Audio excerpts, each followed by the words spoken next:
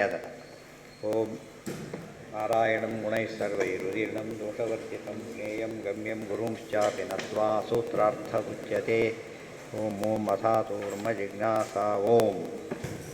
ಏನಾಯಿತು ನೋಡಿ, ನಿನ್ನೇನೇ ಆಗಿತ್ತು, ದೇವರ ಅನುಗ್ರಹದಿಂದ ಮೋಕ್ಷ ಅಂತ ಹೇಳಿದರು. ಅದೇ ದೇವರ ಅನುಗ್ರಹದಿಂದ ಮೋಕ್ಷ ಅಂತ ಹೇಳಿದ್ರಲ್ಲ, ಅದು ಪ್ರೂಫ್ ಕೊಟ್ಟರು. ಹಾಗೆ ದೇವರ ಅನುಗ್ರಹ ಎಲ್ಲರೂ ಒಂದೇ ಮಾಡಿಬಿಡಲಿ. ಹಾಗಿದ್ದರೆ ನಾವು ಎಷ್ಟೊಂದು ಕೆಲಸ ಮಾಡಿಲ್ವಾ? ನೀವು ಓದಿದ್ದೀರಿ, ನಿಮಗೆ ಫಲ ಕೊಡಲಿ, ಬೇಡಂಬಲ್ಲ. ನಾವು ಕೆಲಸನೂ ಮಾಡಿಲ್ವ, ನಮಗೆ ಫಲ ಕೊಡಲಿ. ಗೊತ್ತಾಯ್ತಾ? ಅದಕ್ಕೆ ಫಲ ಕೊಡ್ಬೋದಲ್ಲ ಅಂತ ಕೇಳಿದರೆ ಹೇಳ್ತಾರೆ, ಹೌದು ಫಲ ಕೊಡ್ತಾನೆ. ಅದು ಯಾವ್ಯಾವುದು ಎಷ್ಟು ಫಲ ನೋಡಿ ಅಂತ ಹೇಳ್ತಾರೆ.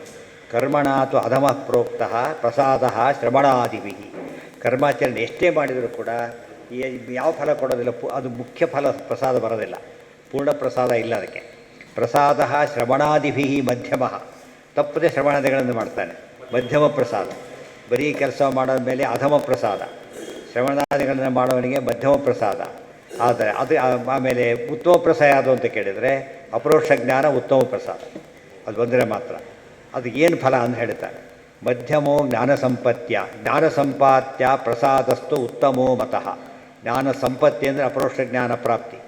ಬರೀ ಕರ್ಮಾಚರಣೆ ಮೋಕ್ಷಕ್ಕೆ ಸಾಧನ ಅಲ್ಲ. ಮಧ್ಯಮ ಅದು ಮೋಕ್ಷಕ್ಕೆ ಸಾಧನ ಅಲ್ಲ. ಉತ್ತಮ ಪ್ರಸಾದ ಸಾಧ್ಯ. ಅಧಮ ಪ್ರಸಾದ ಕರ್ಮದಿಂದ, ಮಧ್ಯಮ ಪ್ರಸಾದ ಯಾವುದರಿಂದ?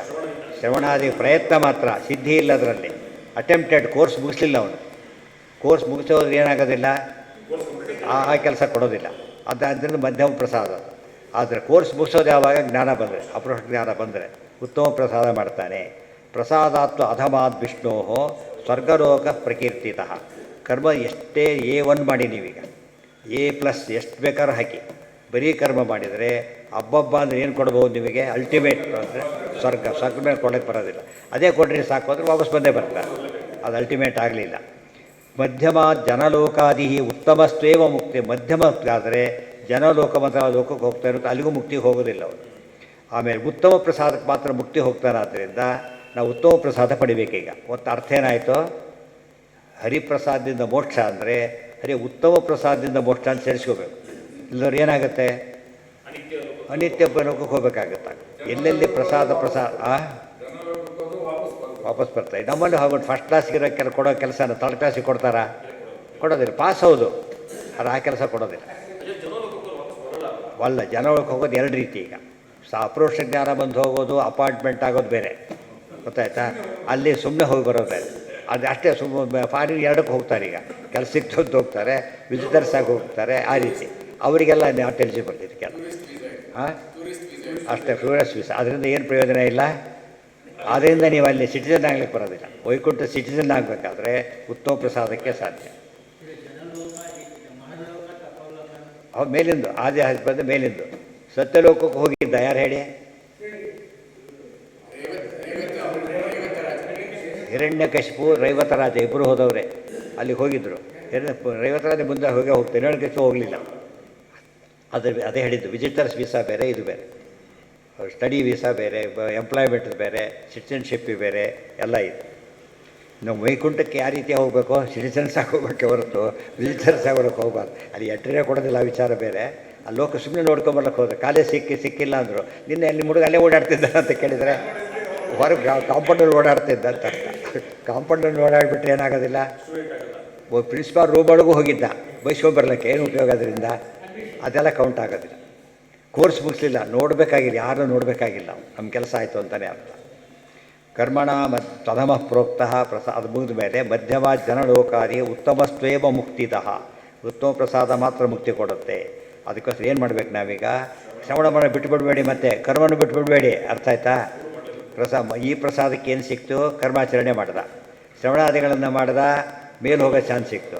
ಆ ಫಲ ಬಿಟ್ಟ, ಈ ಫಲನೂ ಬಿಟ್ಟ, ಇದನ್ನು ಮಾಡ್ದ, ಆವಾಗ ಜ್ಞಾನ ಬಂದ್ಬಿಟ್ಟು. ಈ ಫಲ ಬಿಡದವರ ಸಿಗೋದಿಲ್ಲ. ಈ ಮಾವಿನ ಹೂವು ಬೇಕು, ಮಾವಿನ ಹಣ್ಣು ಬೇಕು ಅಂತ ಹೇಗಾಗುತ್ತೆ ನಿಮಗೆ? ಮಾವಿನ ಹೂವು ಕಿತ್ಕೊಂಡ್ಬಿಟ್ರೆ ಏನು ಸಿಗಲ್ಲ. ಯಾರು ಲೌಕಿಕ ಫಲ ಕೇಳ್ತಾರೋ ಮುಖ್ಯ ಫಲ ಮಿಸ್ ಮಾಡ್ಕೋತಾರೋ. ಆದ್ದರಿಂದ ಸಾಧ್ಯ ಇಲ್ಲ. ಸಾಧನಂ ಜ್ಞಾನ ಸಂಪತ್ತವು ಪ್ರಧಾನಂ ನಾಣ್ಯದಿಷ್ಟ್ಯತೆ. ದೇರ್ ಫೋರ್ ಶ್ರವಣ ಮನನ ವಿಹಿತ ಕರ್ಮ ಎಲ್ಲ ಮಾಡಿ, ಆದರೆ ಎಷ್ಟೆಷ್ಟು ಮಾರ್ಕ್ಸ್ ನೋಡಬೇಕು ನೀವು. ಅದನ್ನು ಅಷ್ಟು ಮಾಡ್ಕೊಂಡು ಮುಂದೆ ಹೋಗಬೇಕು. ನೀಟ್ ಹ್ಯಾಂಡ್ ರೈಟಿಂಗ್ ಎಷ್ಟು ಮಾರ್ಕ್ಸ್ ಕೊಡ್ಬೋದು ನಿಮಗೆ? ಒಂದು 5 ಮ್ಯಾಕ್ಸಿಮಮ್ ಕೊಡ್ಬೋದು, ಅಷ್ಟೇ ಹೊರತು ಪಾಸ್ ಮಾಡೋಕ್ಕೆ ಸಾಧ್ಯ ಇಲ್ಲ. ಸಾಧನಂ ಜ್ಞಾನ ಸಂಪತ್ತವು ಪ್ರಧಾನಂ ನಾಣ್ಯದಿಷ್ಟ್ಯತೆ.